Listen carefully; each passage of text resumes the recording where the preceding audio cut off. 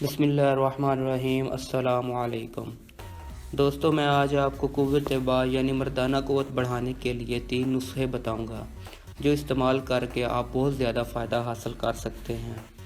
ماش کی دال 1 پاؤ کسی چینی کے برتن میں ڈال کر اس پر پیاز کا عرق اتنا ڈالیں کہ دال اچھی طرح تار ہو جائے۔ اگر پیاز سفید ہو تو زیادہ اچھا ہے۔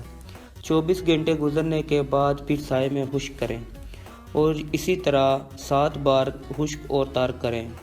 اس کے بعد اس کو آٹے کی طرح باریک پیس لیں اور ہر روز 25 گرام یہی آٹا اتنے ہی گھی اور شکر میں ملا کر ہوا دودھ کے ساتھ لیں یا اس کی کھیر بنا کر کھائیں۔ یہ 20 دن تک استعمال کریں۔ اس عرصے میں کوشش کریں کہ عورت سے علیحدہ رہیں، پھر اس کا اثر دیکھیں۔ نمبر 2، پیاز کا عرق 1 پاؤ اور اصلی شہد 1 پاؤ ملا کر پکا لیں۔ جب عرق جل جائے تو صرف شہد باقی رہ جائے تو بوتل میں بھر لیں۔ 2 سے 3 تولہ گرم پانی یا چائے کے ساتھ کھا لیا کریں۔